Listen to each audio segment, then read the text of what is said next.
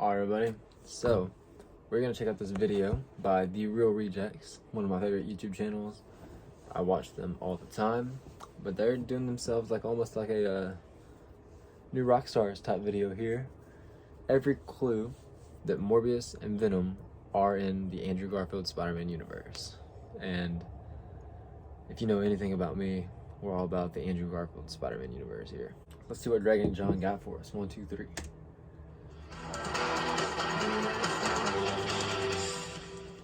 What's happening there, Reject Nation? Thank you so much for clicking on this video. If you guys can go ahead and leave a like, that would be very much appreciated. So what we're going to do today with all the speculation, are they doing a new scene, adding it in, of Andrew Garfield in the Morbius movie now with the delay? Is it the pandemic that delayed it, or are they trying to push an Andrew Garfield scene in there? I've spent way too much time obnoxiously obsessing about trying to find all these clues. And then on this journey, I ended up putting together a list of all the clues that I could find that showcase that Venom and Morbius already take place within the Amazing Spider-Man universe. Hey Greg, what's going on? Hey, it's Ryan from Screen Crush. Look, I just wanted to say, I heard you were gonna do like an Easter egg breakdown thing, and I think that's adorable. But we think you should really leave that to the professionals like us. Don't embarrass yourself. Shut the f*** up, Ryan Airy. Shut the f*** up. Alright guys, let's do this. I got like, I don't know, 8 to 10 clues here. Some are more obvious Easter eggs. Some are clues that I'm sure you've already thought of. I'm going to talk about some variants. Going to talk about some things where you guys are already going here so I could debunk this. Well, maybe this is actually not a debunk. Let's dive into this, guys. I think you're going to enjoy this one. So let's get the obvious ones out of the way. The ones that obviously come to mind. So the first one on the list would have to be the Oscorp logo, featured within the Morbius trailer. So in the Amazing Spider-Man 1 and the Amazing Spider-Man 2, those buildings are already different. So if Morbius does take place in the Amazing Spider-Man universe, this would just be Oscorp's third building. How many buildings do you need? That's Norman? what they I guess do. I'd have They no need to sense. rebrand after some crazy stuff with Norman and Harry. They got to get a new building every time. Distract the public discourse. But as we all know, that's the same logo from the Amazing Spider-Man. And of course, Willem Dafoe establishes in No Way Home that there is no Oscorp in the MCU. The other obvious clue would be in the Daily Bugle newspaper in the Morbius trailer. Rhino, where the names Black Cat and Rhino Yeah. are dropped. Now, John. Oh, yes. In the Marvel Cinematic Universe, is there a Black Cat and Rhino? Not in the MCU and not in the Raimi CU. Exactly. It's just Amazing Spider-Man. To our understanding, because yes, Felicia Hardy, played by who? Played by They were in the Felicity silhouette Jones. things, Way to go, though. John. Hey. Was being set up to, of course, become Black Cat, and of course, we saw Paul Giamatti. Brilliant performance, Oh, yeah. understated performance, subtle, of the Rhino in The Amazing Spider-Man 2. So, bam, you got those out of the way. Now, this next clue, I actually think is a very key and very important one that really does showcase that they are in the same world, and that is the cinematography, specifically the color palette, the lighting, The darkness. The MCU is something that I'm sure a lot of you guys have heard this criticism of, is a lot of them look the same, despite the fact that a lot of them are different characters, different genres. They tend to have a similar look, and that's for a really good reason, and that's to establish that they are within the same world. Now, if you look at the Amazing Spider-Man movies, and if you look at the Venom movies, you look at the Morbius trailer, they all share this similar look, this similar blue color palette aesthetic. It's a very specific choice. Color scheming is very specific. It's like in the Matrix. They always have this green tint, except for the Matrix Resurrections. But the Matrix trilogy always had this green tint. The MCU films tend to have a similar look. Not always, but generally. And then here, with their Sony Spider-Man universe, they do look similar in cinematography. Yeah, which I mean, you could easily go, well, it's just light and color, but if you think about it too, the Sam Raimi films have their visual uniformity. Those were Sony movies, and they could have easily kept or just gone away from that. They did with the blue, going past the TASM movies. They could have changed Oh no, ads.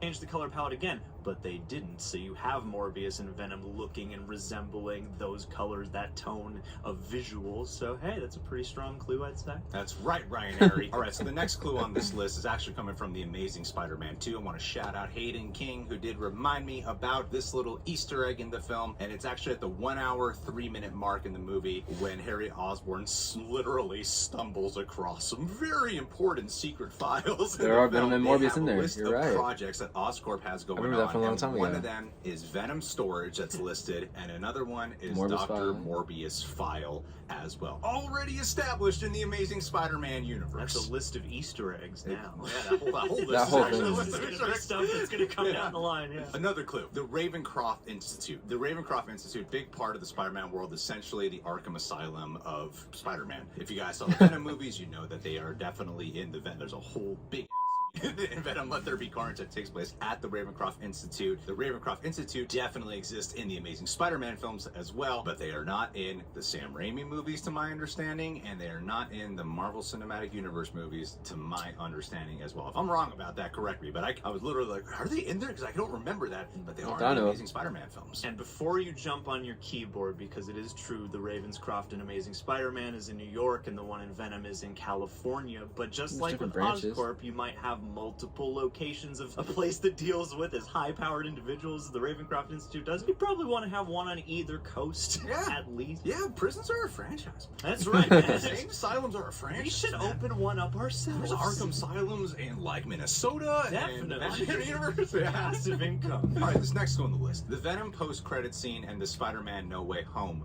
post-credit scene. Now, we all thought that they were building up Venom to go fight Tom Holland. That doesn't seem like it's gonna be the case. If you combine the scenes, it's like Venom was in the MCU for 2 minutes, and it just seemed like it was set up to leave behind the symbiote. A lot of people are theorizing he's probably just going back into the Amazing Spider-Man universe. I'd argue that he's already in the Amazing Spider-Man universe. I rewatched the post-credit scenes. At not one point does he ever say or even indicate that he's never heard of Spider-Man. If you watch that Let There Be Carnage post-credit scene, yeah, he's all flustered by like, what room am I in? And then Spider-Man pops up on the TV, Venom takes over right away. Venom might have some type of history with some Spider-Man from a different universe or whatever, but Tom Hardy never ever states, like, who is that guy? Who's Spider-Man? I've never heard of Spider-Man. Not one point does he ever All he says is, I need to indicate go that. think talk a lot to of us Spider-Man, sort of yeah. jump to that conclusion. And then, yes, in the post-credit scene for No Way Home, he does say, maybe I should go talk to this Spider-Man guy. He might have just learned with everyone else, like, oh, Spider-Man's Peter Parker, but he never indicates once that he's never heard of Spider-Man before. That's a good point. And two, I mean, if you look at the math of the movie, I mean, Tobey Maguire obviously got 3 films, so there's part of that, but, you know, he brings 3 villains with him. Andrew only brings 2. This could be a clue that Venom and Andrew Garfield's Spider-Man share the same universe, and we're just about to find that out in the next installment. So here's another clue that I think Good a lot one, of people John, have good talked one. about, and I just kind of want to add on a little bit more to it. See, in the Morbius trailer, they did have that image that was going around. It was a really popular one from the trailers of the Tobey Maguire Spider-Man, said murderer on it. Created a lot of confusion. It's like, okay, that's weird. It's a Tobey Maguire one, murder. Maybe that's in reference to Tom Holland being accused of murdering Mysterio, but why is it the Tobey Maguire one? I think a lot of clues do point to this. In Spider-Man No Way Home, he does have that speech where he gets very emotional. He's talking about after the death of Gwen Stacy, he tried being the friendly neighborhood Spider-Man, and at some point he stopped pulling his punches. He got rageful. Maybe he bitter. accidentally murdered someone without Or a few intending people. to. Or a few, yeah. Yeah. Maybe he's at this point in the franchise, he's branded as a criminal, because obviously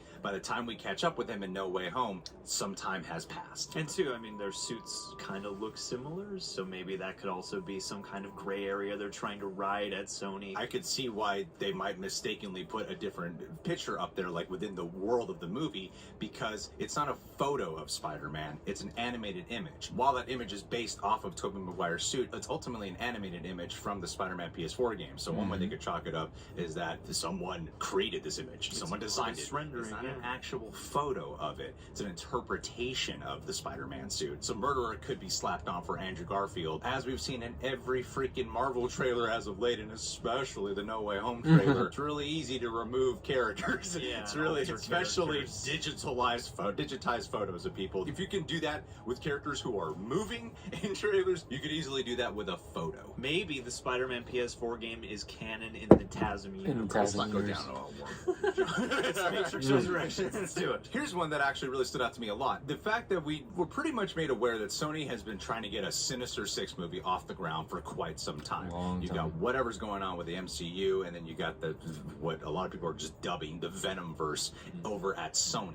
and Sony's been having plans to try to get a Sinister Six movie off the ground for a while, and it seems pretty indicative that they are building up to that. You got Morbius, you got Venom, you got Kraven the Hunter, and then it's like, who knows who's going to fill those other 3 slots for the Sinister Six. But Amazing Spider-Man 2 did end with the character The Gentleman, who is revealed in the trilogy of Spider-Man novels. I just learned this recently. So he's revealed to be the super criminal The Gentleman who is assembling the Sinister Six. So if this does take place within the Amazing Spider-Man universe, that's just another clue that indicates towards that, since obviously if Sony's going to be doing the Sinister Six, it would be comprised of the characters they have control over. And probably ones that they've introduced up until this point, rather than surprising you with a whole new roster. So another one here, this is something that a lot of people were pointing out as well, is in Spider-Man No Way Home. It just sounded like a funny line. He does say he wants to find an alien. Andrew Garfield says that. It's a really funny line. It's part of a moment, and maybe it was improvised. Who really knows? Or maybe it was indeed a setup for a possible moment in time where Andrew Garfield will either get the symbiote or one moment in time.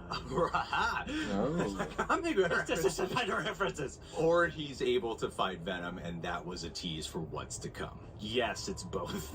I think it's a tease, and if everybody responds well, which they have, it will be made reality. That little boy in Iron Man 2 was always Spider-Man. And then here's something that I think can easily be explained. The ones that I feel like most people would point to and go, debunked. The Daily Bugle logo and Vulture. First off, it's just a logo.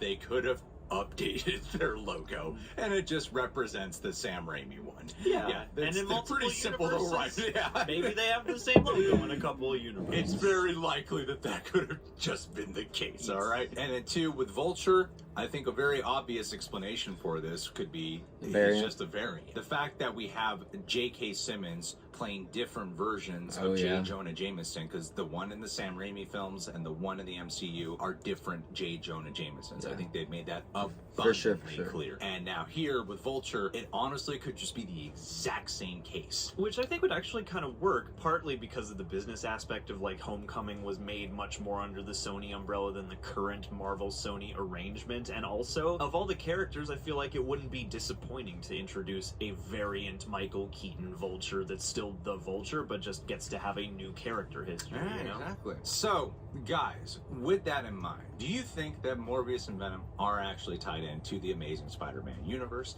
Are there other clues that we completely did not mention today that you think could be totally added onto this list? Put it down in the comments below. Subscribe, click that bell, hit that like button.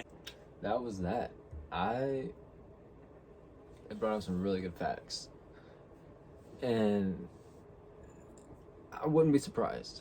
I don't want to get my hopes up too much because I am huge Andrew Garfield Spider-Man fan. It took a lot for me to fully give into the idea of him being into No Way Home.